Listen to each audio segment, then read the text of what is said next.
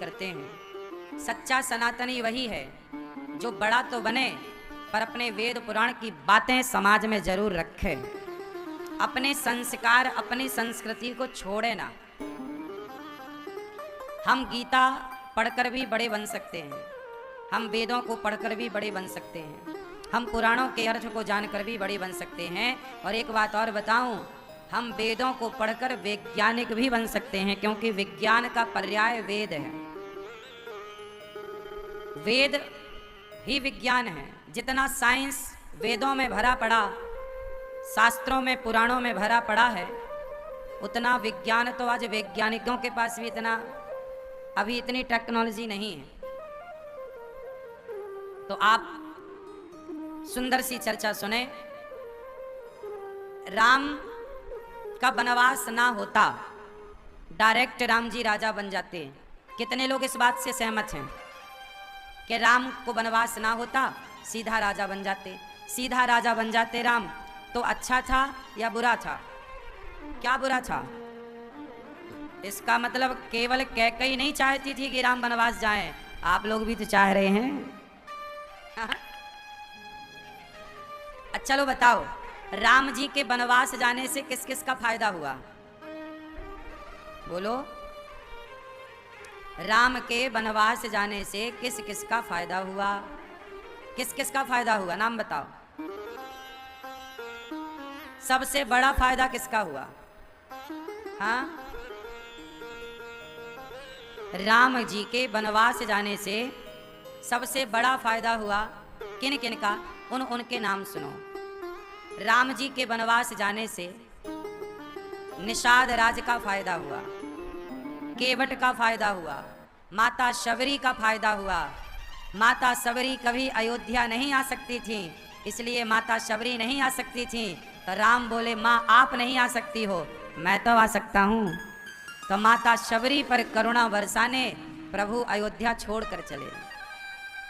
ना जाते वनवास तो शबरी पर कृपा कौन करता? फिर राम की इतनी महिमा कैसे होती? राम बड़े बने हैं तो जानते हो कैसे?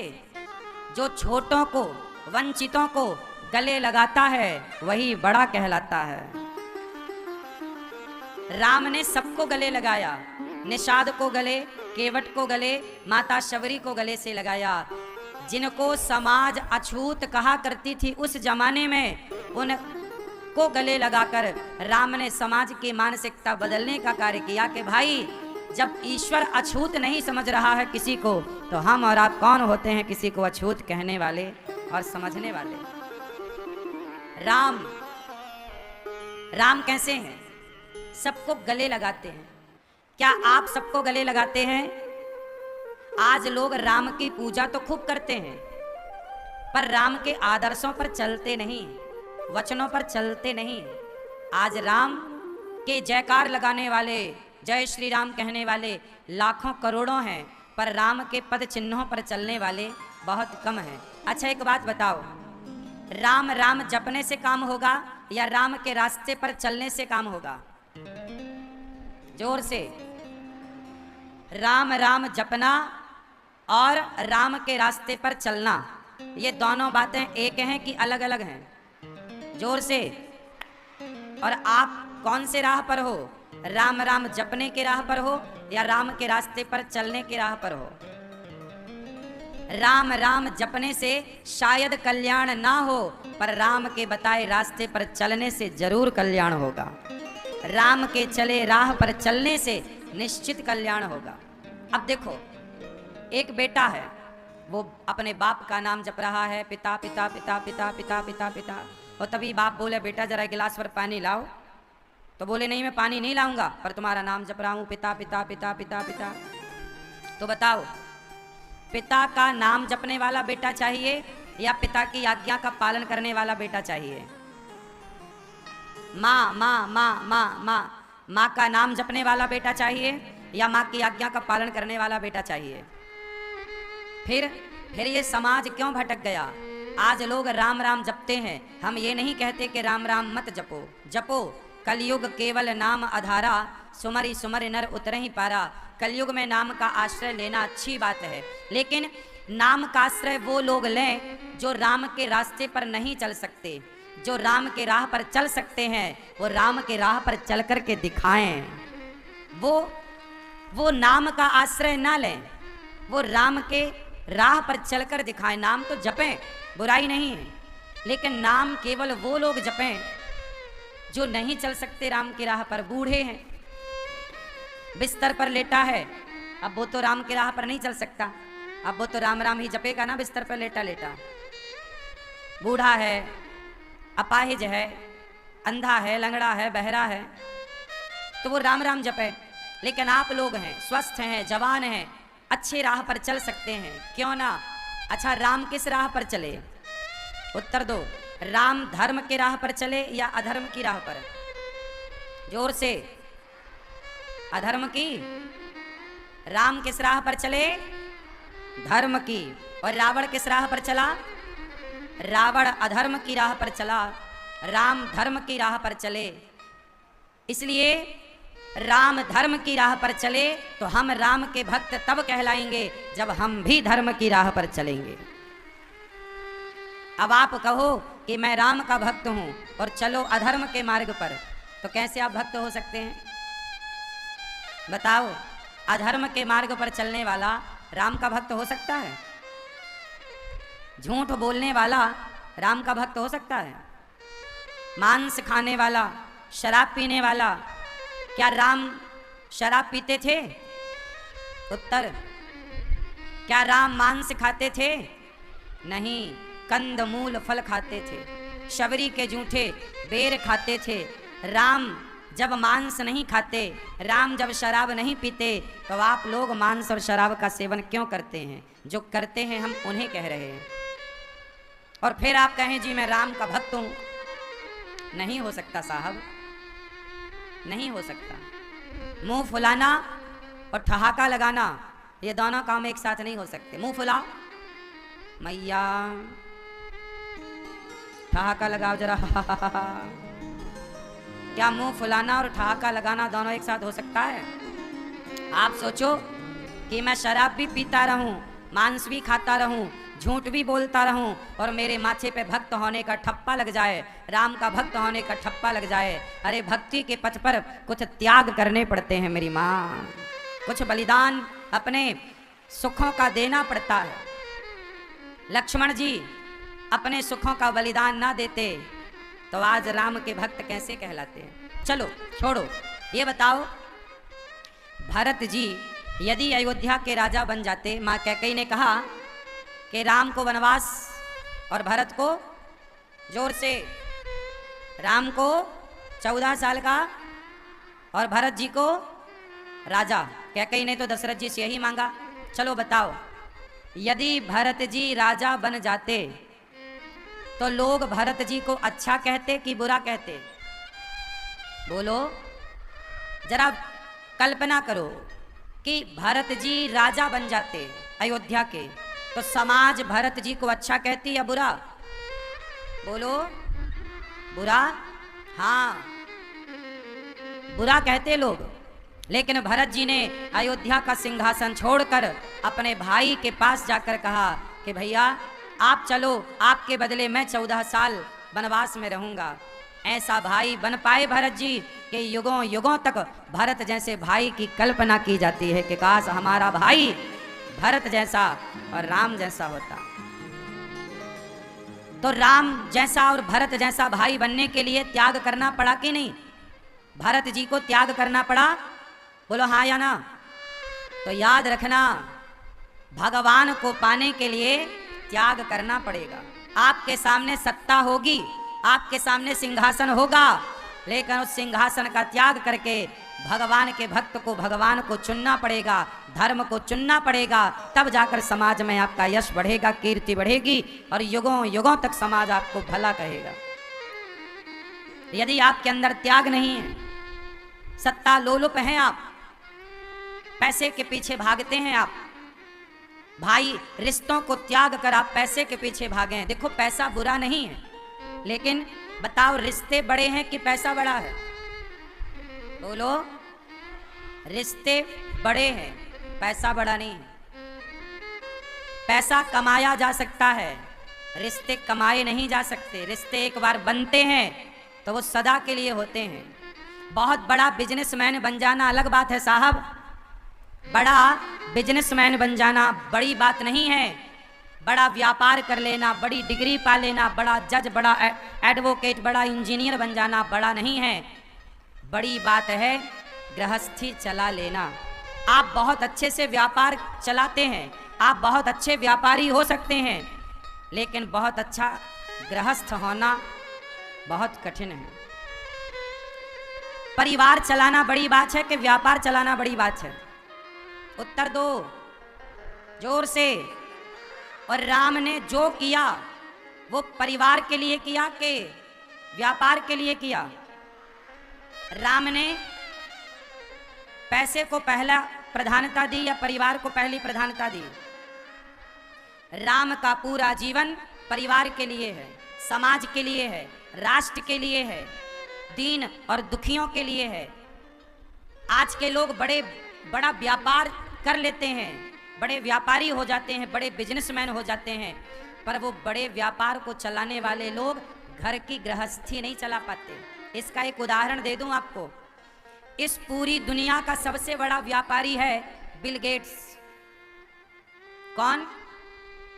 बिल गेट्स पूरी दुनिया का सबसे बड़ा व्यापारी है। व्यापार करना, बिजनेस करना आम बात है उस आदमी के लिए।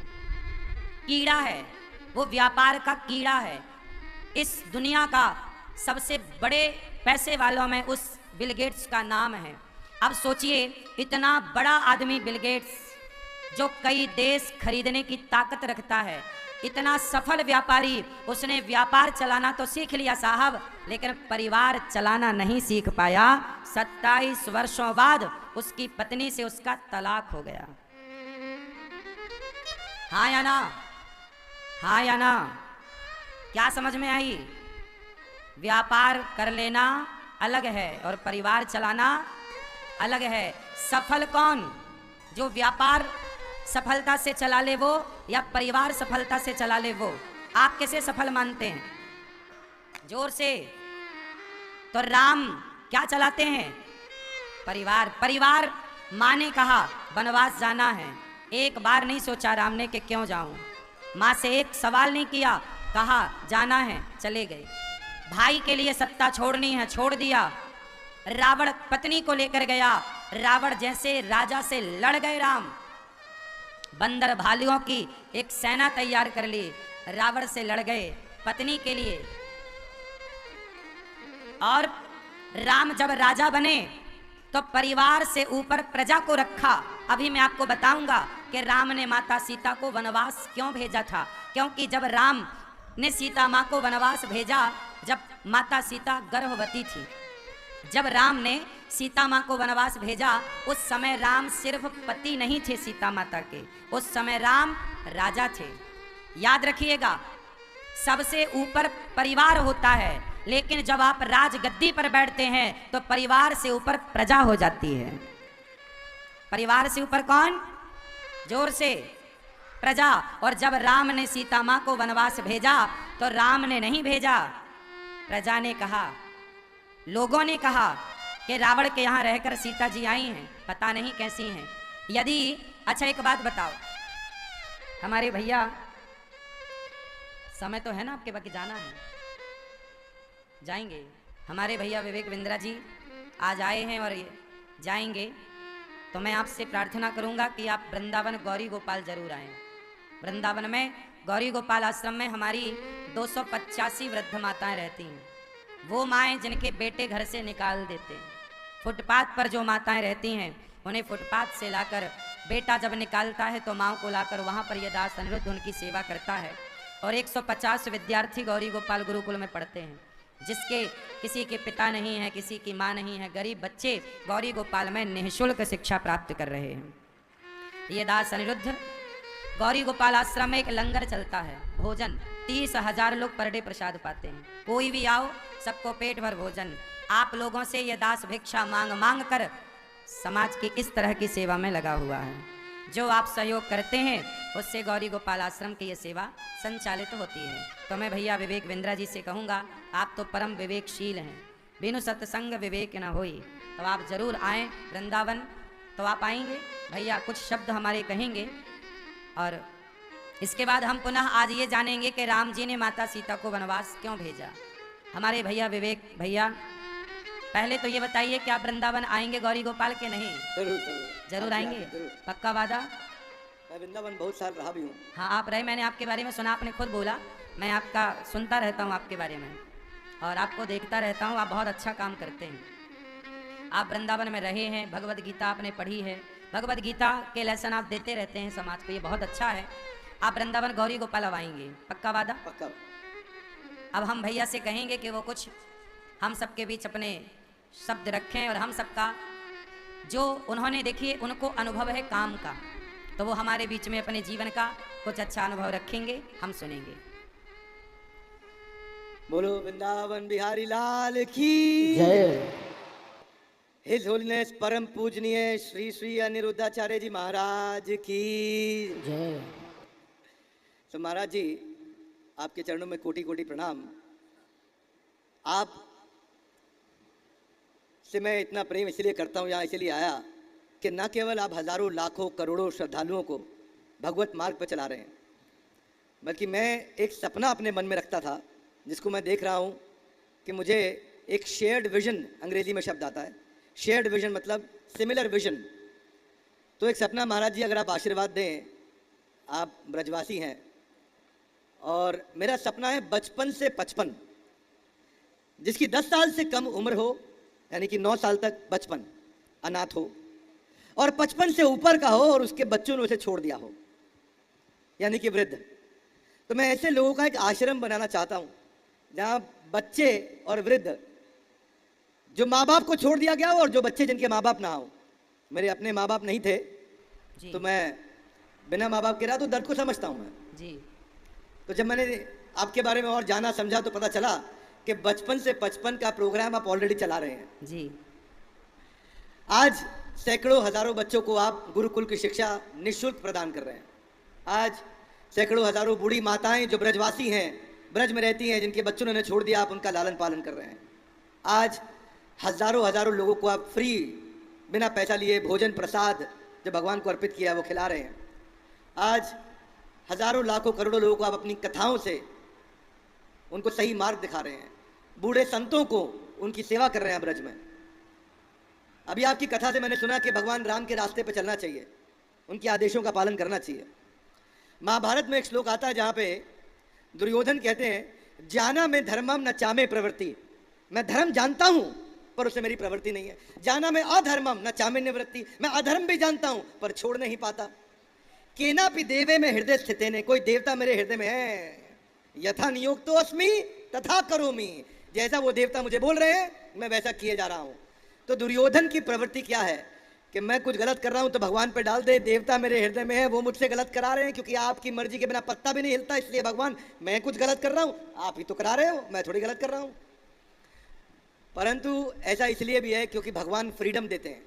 पूरा ज्ञान देने के बाद गुरुदेव हो, भगवान हो, आचार्य हो, आपको फोर्स नहीं करते। जब 18वां अध्याय, एक श्लोक के साथ मैं अपनी बात को विराम दूंगा, जिसमें 18वें अध्याय के 63वें श्लोक में जब गीता समाप्त हो गई तो भगवान ने अर्जुन से कहा, उन्होंने कहा कि मैंने तुम्हें पूरा ज्ञान दे दिया है अर्जुन, यथा इच्छसी तथा कुरु, जैसी तुम्हारी इच्छा हो तुम वैसे करो। यानी कि भगवान भी किसी को फोर्स नहीं करते। तो हमारे पास इस जीवन में ये इच्छा शक्ति है कि मैं भगवान राम के रास्ते पे चलूं या रावण के रास्ते पे चलूं, जो महाराज जी बता रहे हैं। तो ये जिम्मेदारी मेरी है, हमारी नहीं है। किसकी है? जैसे ही हम बोलते हैं हमारी, तो समझ में नहीं आता जिम्मेदारी किसने लिया। जैसे ही हम बोलते हैं जिम्मेदारी मेरी, तो समझ में आता जिम्मेदारी मैंने लिया। तो मेरा आप सबसे एक प्रार्थना है कि हमें रोज भगवद गीता पढ़ने का प्रयास करें और भगवद गीता बांटने का प्रयास करें। अभी दिवाली का समय आ रहा है, शादियों का समय आ रहा है, आप मिठाई के डब्बे देते हैं। मेरा आपसे प्रार्थना है, मिठाई कोई खाएगा मलमूत्र के द्वारा चला जाएगा, समाप्त हो जाएगा। लेकिन किसी को गीता दोगे, कैलेंडर भी नए साल पे दोगे तो वो फेंक देगा। 1 साल के बाद कैलेंडर की भी आयु समाप्त हो जाती है। डायरी दोगे नए साल पे तो 1 जनवरी 2025 से 31 दिसंबर 2025 के बाद डायरी भी बेकार हो जाएगी। परंतु किसी को अगर आप भगवत गीता दोगे तो उसे कभी वो फेंकेगा नहीं, कभी कूड़े में नहीं डालेगा, कितनी भी पुरानी हो जाए अपने पास रखेगा, कभी ना कभी पढ़ लेगा, उसके घर पे कोई ना कोई पढ़ लेगा, उसका ड्राइवर पढ़ लेगा, उसका नौकर पढ़ लेगा, बच्चा पढ़ लेगा, पोता पढ़ लेगा। गीता कभी खराब नहीं जाएगी। गीता लोग कहते हैं फिर भी महाराज जी गीता रखी घर पे पढ़ा नहीं तो अपमान होता है। अरे भाई, आप अगर भगवान का अपमान आप कर ही नहीं सकते, कैसे करोगे? गीता का आप अपमान नहीं कर सकते। आप अगर आसमान में थूकोगे तो थूक आसमान पे जाएगी या कहाँ आएगी? वापस मुझी पे गिर जाएगी। भगवान पे थूकोगे तो थूक वापस मुझी पे गिर जाएगी। तो आप भगवान का, गीता का निरादर नहीं कर पा सकते। इसलिए जितना हो सके मैं चाहूँगा आज के दिन आप एक वचन लें कि भगवद गीता रामायण पढ़ें और भगवद गीता रामायण बांटें। अगर इस पूरी पृथ्वी पे कोई सबसे अच्छा गिफ्ट अगर आप किसी को दे सकते हैं तो भगवान की वाणी दे सकते हैं, भगवद गीता या रामायण दे सकते हैं। अगर गिफ्ट करना हो तो और किसी गिफ्ट करने की जरूरत नहीं, केवल भगवद गीता को या रामायण को गिफ्ट करें। धन्यवाद। हरे कृष्णा। आज एक बात समझ में आई कि पहले आचार फिर प्रचार, भगवान की आज्ञा का पालन किया जाए, न केवल भगवान को कॉपी किया जाए पर उनकी आज्ञा का पालन किया जाए। उनके पथ प्रदर्शक जो हैं भगवान हमारे, उनके पथ चिन्हों पे चला जाए, उनकी आज्ञा को सुना जाए, समझा जाए, जीवन में उतारा जाए। वही कृष्ण का ज्ञान, वही भगवान राम का ज्ञान हमारे को हमारे शास्त्रों में मिलता है। महाराज जी ने भी बोला कि भगवान की राह पे चलने का प्रयास करें और एक श्लोक भी उन्होंने बताया कि कलयुग केवल नाम आधारा, सुमरि सुमरि नर उतरि आपारा, हरेर नाम एव केवलम, कलो नास्ति एव नास्ति एव गतिरन्यथा। हरि का नाम, हरि का नाम, हरि का नाम और हरि के द्वारा दिया गया ज्ञान यही उपाय है और कोई उपाय कलयुग में नहीं है, नहीं है, नहीं है। सुंदर। वृंदावन बिहारी लाल की जय। और इस बार और जोर से परम पूजनीय his holiness divine grace Shri Aniruddhacharya ji Maharaj की जय। और साधना चैनल जो आज सबको लाइव टेलीकास्ट कर रहा है, साधना चैनल के सारे व्यूअर्स की और साधना चैनल के ऑर्गेनाइजर्स की भी जय। हरे कृष्णा। जय श्री राम। जय श्री राधे। बहुत सुंदर भैया ने कहा कि सबको गिफ्ट क्या करना है? भगवद गीता।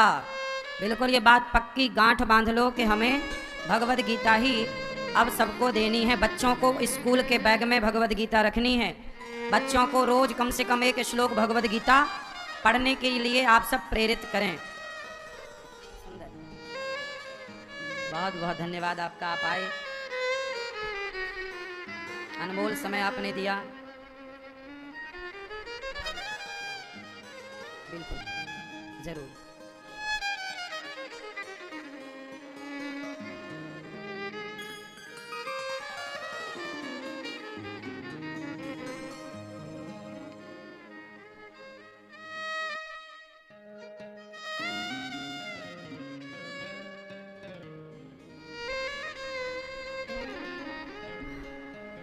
भगवान राम को राजा बनाने की तैयारी चालू है।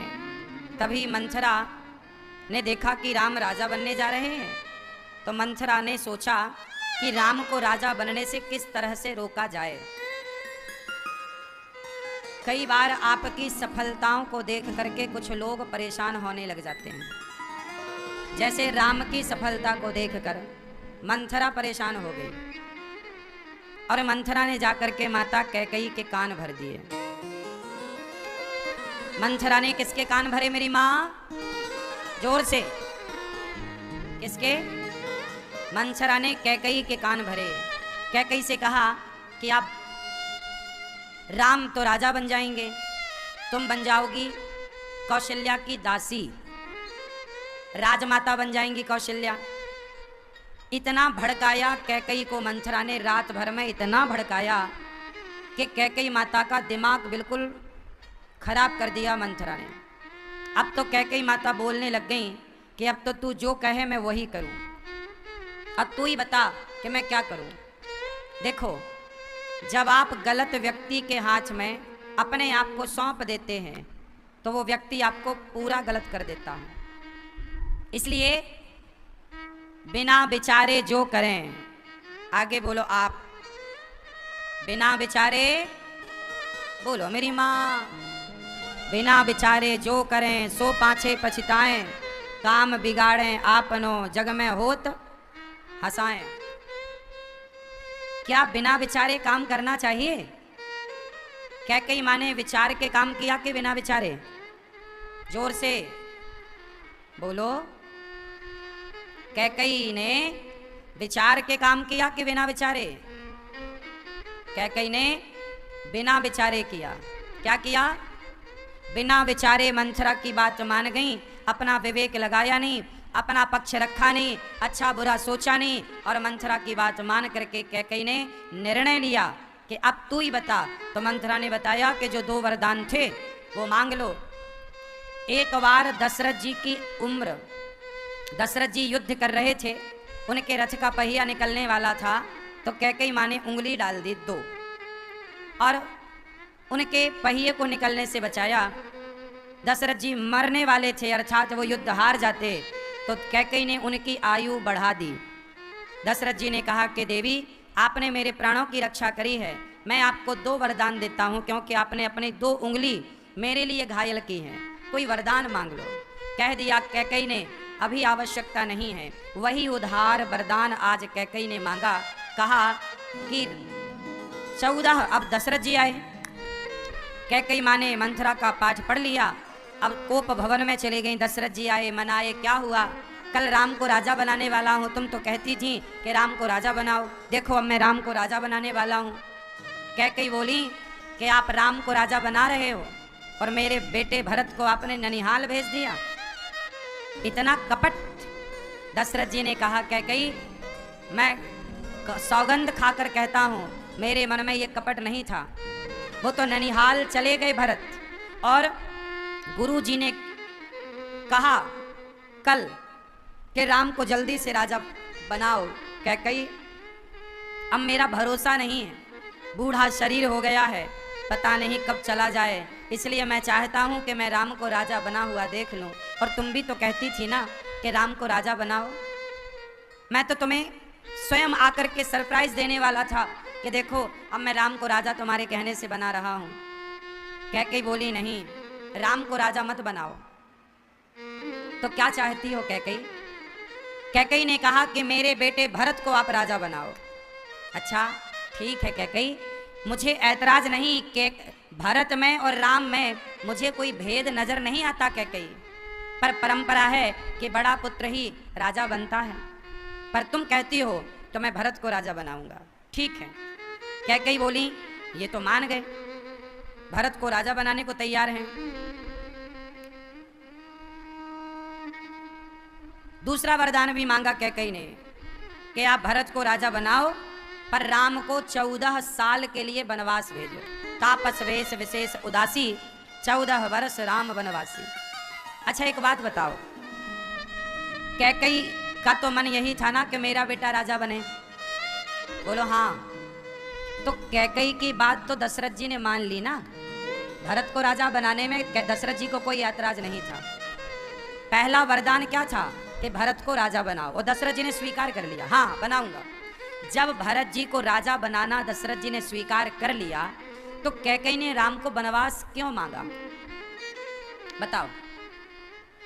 जब दशरथ जी ने स्वीकार कर लिया कि मैं तेरे बेटे भरत को राजा बनाऊंगा, तो बात तो खत्म हो गई ना, भाई राजा ही तो बनाना था, तो खत्म हो गई बात।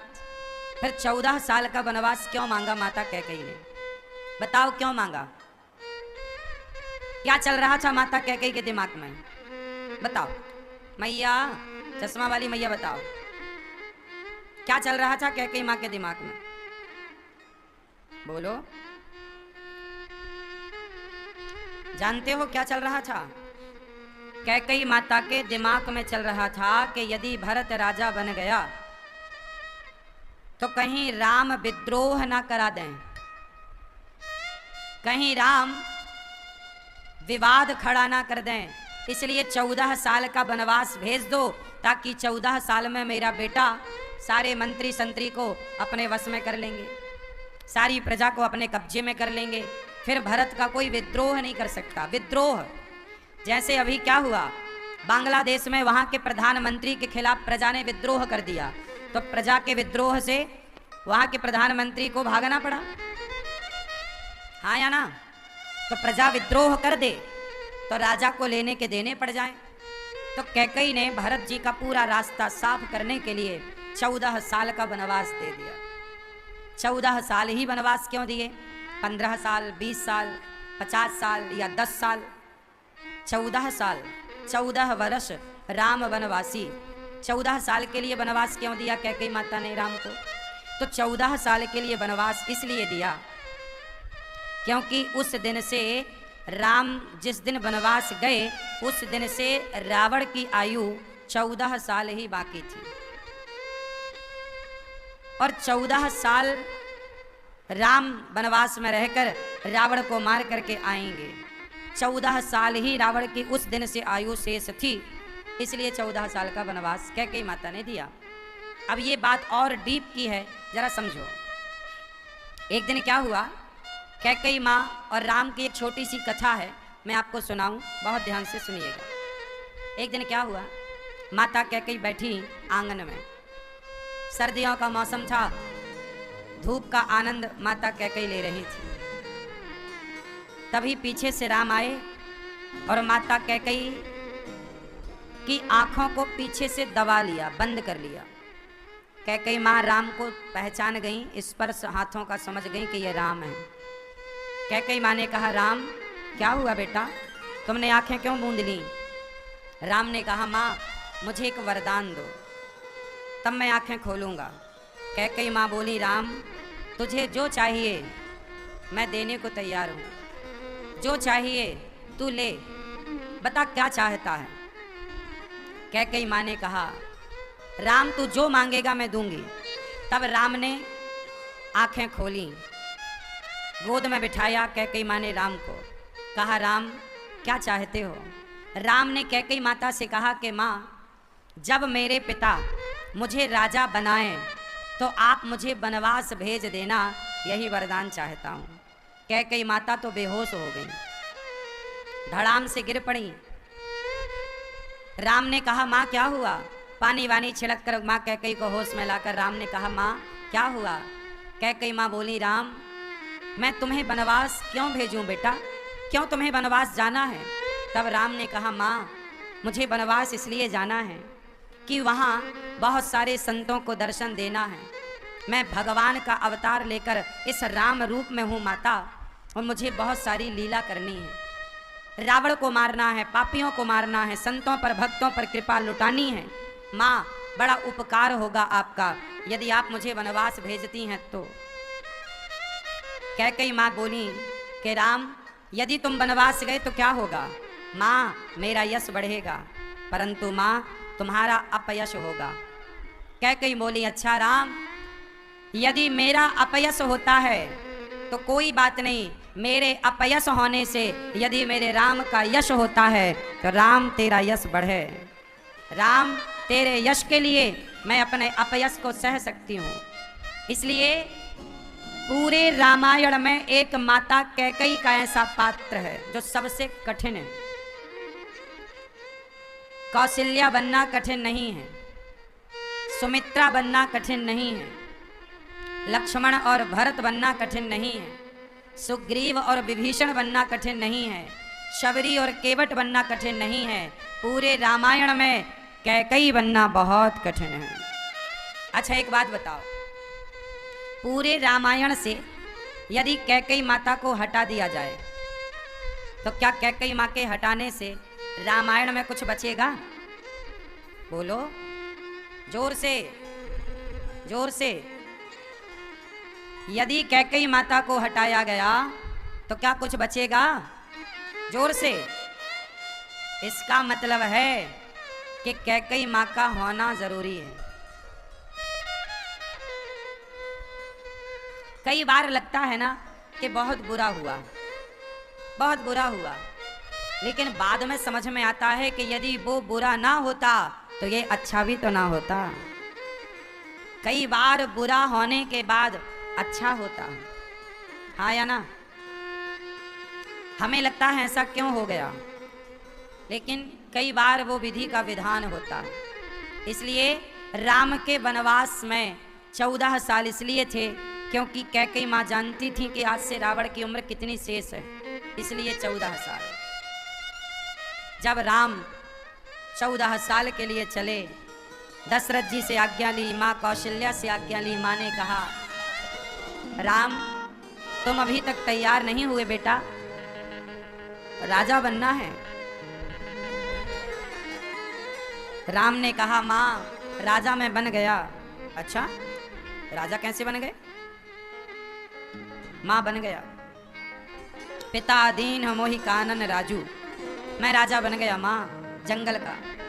जब कौशल्या माँ ने सुना कि 14 साल का वनवास मिला है राम को, सोचिए क्या गुजरेगी उस माँ पर जिस माँ के बेटे को आज राजा बनना था और तभी सूचना है कि राजा नहीं वनवास जाना पड़ रहा है, घर से निकलना पड़ रहा है। रो पड़ी माता कौशल्या। महाराज को ऐसा नहीं करना चाहिए। क्या माँ से पूछना उन्होंने जरूरी नहीं समझा? राम बोले माँ पूछ लिया है माँ, माँ ने कहा है। अच्छा किस माँ ने कहा? कैकेयी माँ ने।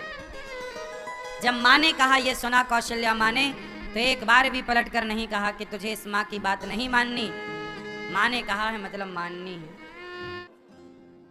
कि जब एक बेटी विदा होती है तो कितना आंसू बहते हैं एक बेटी की विदाई से। एक बेटी के विदा होने से जब इतना दुख होता है तो जगत के पालनहार जब अयोध्या से विदा हो रहे होंगे तो अयोध्या वासियों को कितना दुख हो रहा होगा।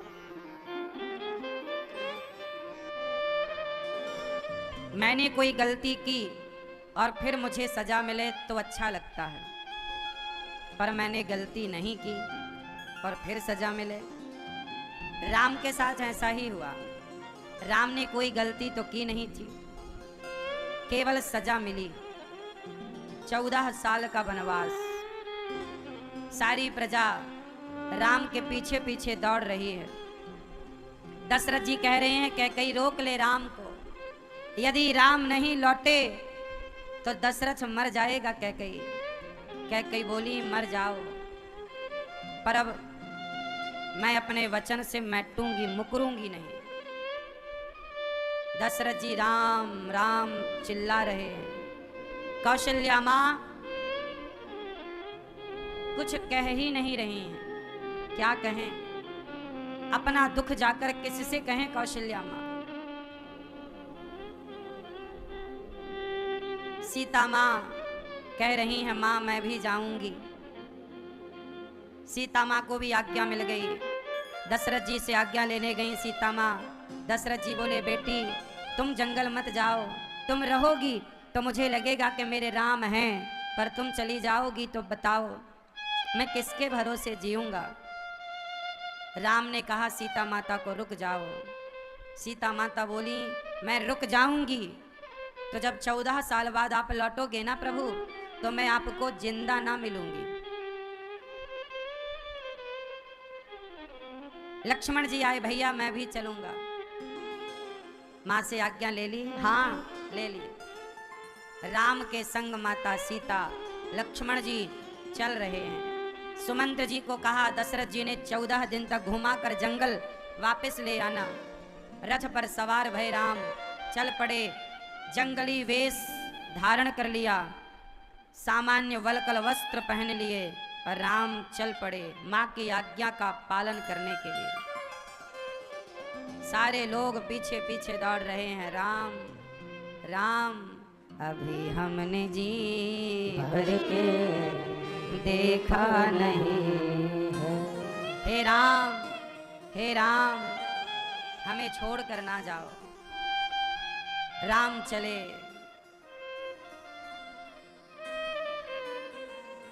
मर्यादा का पालन भी कितना त्याग करके होता है।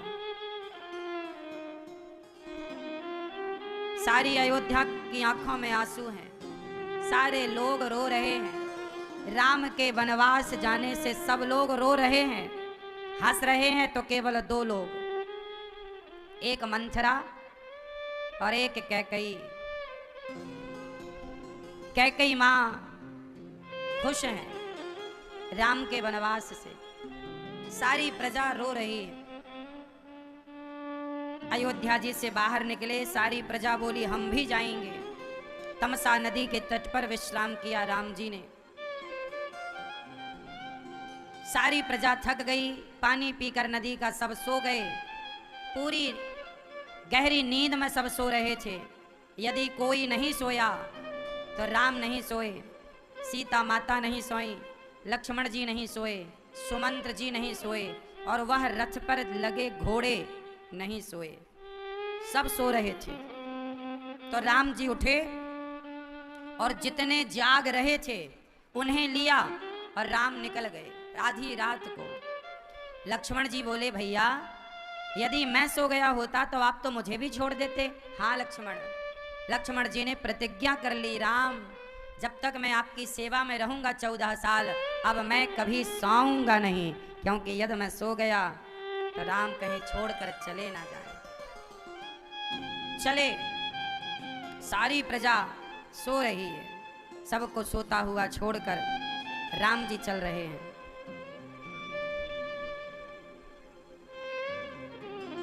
जैसे आगे बढ़े जंगल,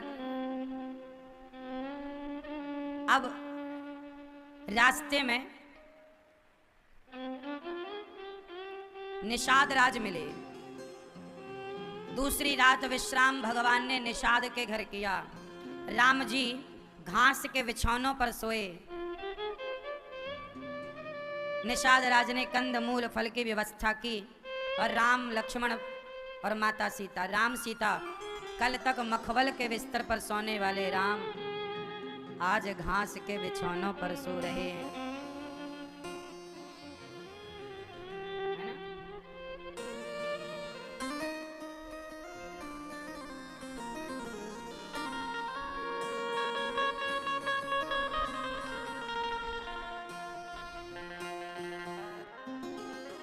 भगवान राम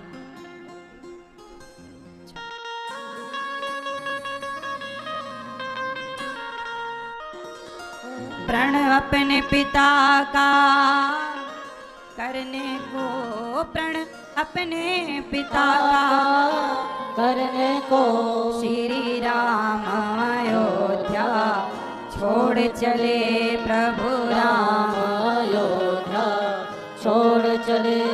घासों के बिछौनों में सोने को, घासों के बिछौनों में सोने को, मखमल का बिछौना बिछौना छोड़ चले, मखमल का बिछौना छोड़ चले। प्रण अपने पिता का करने को, प्रण अपने पिता का करने को श्री राम अयोध्या छोड़ चले। मेरे राम अयोध्या छोड़ चले।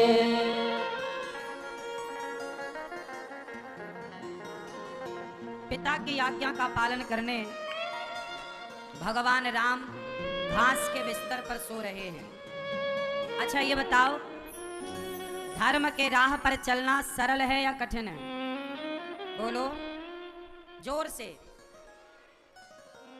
आजकल धर्म के राह पर चलने वाले लोग कम हैं, क्योंकि धर्म का रास्ता थोड़ा कठिन तो है, लेकिन इस रास्ते पर ना मेरी माँ शांति है। इसी राह पर चलकर अपना परम कल्याण किया जा सकता है, ईश्वर को पाया जा सकता है। अब धर्म के राह पर चलना सबके बस में रहा कहाँ। लोग सरल से सरल रास्ता अपना रहे हैं, ढूंढ रहे हैं सरल रास्ता। इसलिए इस राह पर चलना थोड़ा कठिन तो है, पर चल पड़ोगे ना तो आपका लोक परलोक दोनों सवर जाएगा। निषाद राज ने कहा कि कैकई माँ ने बड़ा गलत किया। तब लक्ष्मण जी ने निषाद को समझाया, को न काहू को सुख दुख कर दाता, निज कृत कर्म भोग सब भ्राता, जोग वियोग भोग भल मंदा, हितवान हित मध्यम ब्रह्म फंदा। लक्ष्मण जी कह रहे हैं, ये लक्ष्मण गीता है। अच्छा एक बात बताओ, सुख दुख कौन देता है हमें? उत्तर दो। मैया ओ मेरी माँ लाल मैया, ओ लाल मैया जा रही हो कहाँ? घर? तो बताओ, हमारे प्रश्न का पहले उत्तर दो, बताओ। अरे आप तो बैठ गई। ये बताओ, सुख दुख कौन देता है? पति? कौन? सास? कौन? बताओ कौन देता है सुख दुख? हाँ बताओ मैया। हाँ कौन? सास? भगवान? आप बताओ सुख दुख कौन देता है? बोलो कौन? आप बताओ कौन? सुख दुख हमें कौन देता है? हमारे अपने कर्म। भगवान किसी को सुख नहीं देते, भगवान किसी को दुख नहीं देते। को ना काहू को सुख दुख कर दाता, निज कृत कर्म भोग सब भ्राता। हर व्यक्ति अपने कर्मों का फल अच्छा करेगा तो अच्छा पाएगा, बुरा करेगा बुरा पाएगा। ये सब कर्मों का फल है। एक सवाल आप यहाँ हमसे कर सकते हैं कि महाराज जी, जब कर्मों का ही फल हमें मिलता है, अच्छे का अच्छा और बुरे का बुरा, तो फिर हम भगवान की भक्ति क्यों करें? बताओ। जब कर्मों का फल मिलेगा, अच्छे का अच्छा बुरे का बुरा, तो फिर भक्ति के करने का फायदा क्या है? क्यों भक्ति की जाए? फिर क्यों करें? तो सुनो, कर्मों से ही सुख दुख मिलता है, तो भक्ति क्यों करें? तो सुनो, एक बार गुरुजी से एक शिष्य ने यही सवाल किया कि जब कर्मों से ही सुख दुख मिलना है तो भक्ति क्यों करें? वो तो हम जैसा करे होंगे हमें मिलेगा, अच्छा या बुरा, तो हम भगवान की पूजा क्यों करें? तब गुरुजी ने कहा ठीक है, चल मेरे साथ। एक रुई की दुकान में गए गुरुजी। रुई, कॉटन, कपास, रुई की दुकान से 1 किलो रुई खरीदी और 1 किलो रुई थोड़ी दूर खड़े होकर गुरुजी ने 1 किलो रुई उस चेले के ऊपर फेंक दी। 10 फीट ऊपर से यदि 1 किलो रुई आपके सिर पे गिर जाए तो चोट लगेगी कि नहीं? जोर से। हाँ, 10 फीट ऊपर से 1 किलो रुई आपके सिर पे गिर जाए तो चोट लगेगी या नहीं? उत्तर नहीं, नहीं। 1 किलो रुई ऊपर से फेंकी जाए 10 फीट ऊपर से, सिर पर गिरे, चोट नहीं लगेगी। परंतु 1 किलो का लोहा, 1 किलो लोहा आपके सिर पर 10 फीट ऊपर से फेंका जाए, अब बताओ चोट लगेगी कि नहीं? उत्तर हाँ, मर जाओगे। क्यों? मरने की संभावना है कि नहीं है? दोनों का वजन बोलो 1 किलो है। लोहा भी 1 किलो, कॉटन रुई भी 1 किलो, और दोनों की ऊंचाई सेम 10 फीट। दोनों फेंकी गई तो रुई से चोट ना लगेगी, जबकि लोहे से चोट लग जाएगी। उसी तरह कर्मों का फल तो मिलेगा, परंतु यदि आप भगवान की शरण में चले गए तो वह कर्म जो बुरे कर्म है वह रुई की तरह आपको लगेंगे, और यदि भगवान की शरण में नहीं गए तो आपके बुरे कर्म आपको लोहे की तरह लगेंगे। भगवान की शरण में जाने से कर्मों का फल तो मिलेगा, लेकिन कैसे मिलेगा? जैसे रुई से आपको मार दिया जाए, मारा तो गया पर रुई से, और मारा तो गया लोहे से। तो भगवान की शरण में जाने से आपके कर्म फल तो मिलेगा, पर वो रुई बन करके हल्का हो जाएगा। और यदि ईश्वर के आश्रित नहीं है तो तुम्हारे कर्म तुम्हें परेशान करते रहेंगे। अरे कर्मों का बंधन काटने के लिए ही हमें भगवान की शरण में जाना होता है। भगवान कहते हैं गीता में, सर्वधर्मान परित्यज्य मामेकं शरणं व्रज अहम त्वा सर्व पापेभ्यो मोक्षयिष्यामि मा शुचः। जब तू मेरी शरण में आएगा तो मैं तेरे सारे पापों को। अच्छा एक बात बताओ, कोई बहुत बड़ा पापी है, बहुत बड़ा VIP पापी है, तो बताओ उस वीआईपी पापी का उद्धार कैसे होगा? बोलो क्यों? मैया, चश्मा वाली मैया, कोई वीआईपी पापी है उसका उद्धार कैसे होगा? सुनो, कोटि विप्र बद लागे जाहू, आए शरण तजिए नहीं ताहू। सनमुख हो ही जीव मोहि जवही, जन्म कोटि अघना सही तवही। करोड़ों जन्मों का कोई पापी ही क्यों ना हो, यदि वो भगवान की शरण में चला जाए तो भगवान उसे पापी से पुण्यात्मा बना देते हैं। ये भगवान की शक्ति है। आपके करोड़ों करोड़ों जन्मों के पाप को नष्ट कर सकते हैं। इसलिए कर्मों का सब कुछ सौंप दो भगवान को, हिसाब किताब। फिर भगवान आपके कर्मों को, बड़े से बड़े कर्मों को जरा सा बनाकर खत्म। इसलिए भगवान की शरण में रहना चाहिए, भगवान के बनकर के रहना चाहिए। किसके बन के रहोगे? बोलो हे नाथ, मैं आपको कभी भूलूं नहीं। भगवान को सदा याद रखो और भगवान के बताए राह पर भगवान का स्मरण करते हुए चल पड़ो, ठीक है? और हमारे कर्मों का फल हम भोगते हैं, इसलिए दोष काल ही कर्म ही ईश्वर ही मिथ्या दोष लगाएं।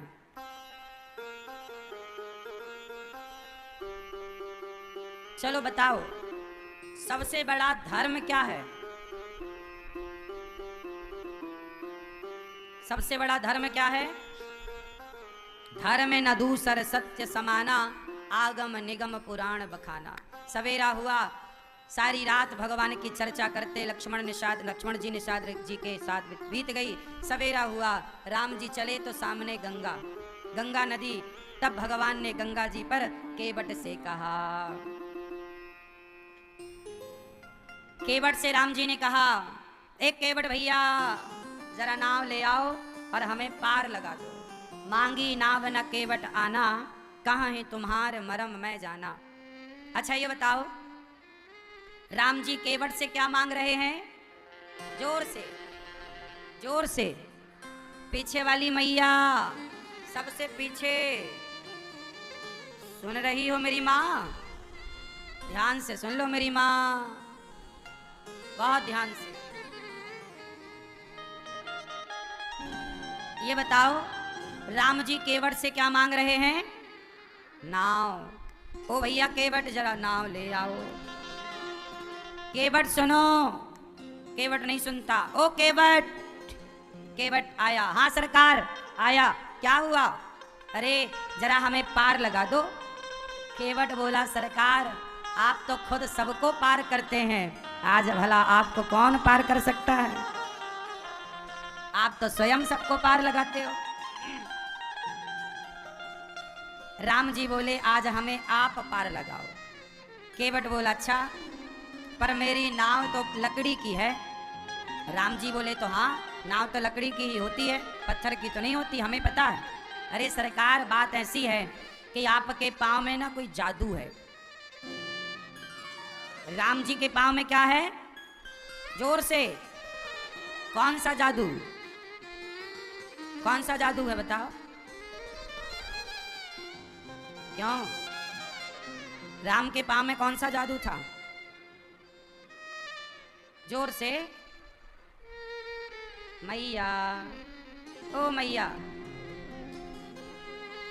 बताओ, राम जी के पाँव में कौन सा जादू था कि जिसके यदि पत्थर को भी स्पर्श कर देते राम तो पत्थर भी नारी हो जाता। केवट बोला, सरकार मेरी नाव तो लकड़ी की है, कहीं आपके पांव टच करने से, छूने से कहीं मेरी नाव स्त्री ना बन जाए, और यदि स्त्री बन गई तो मेरी घरवाली लड़ेगी कि मैं तो थी, ये कहाँ से ले आए। एक तो संभाली नहीं जा रही है, दूसरी कहाँ संभाली जाएगी। राम बोले, ऐसा कुछ नहीं है, कोई नारी वारी ना बनेगी, तुम जल्दी पार लगाओ। केवट बोला, एक शर्त पर पार लगाऊंगा। क्या? बोले, पहले पांव धुला लो ताकि मैं आपके पांव में लगी सारी धूल हटा सकूं और फिर आपको नाव में बिठा के पार लगाऊं। केवट बोले,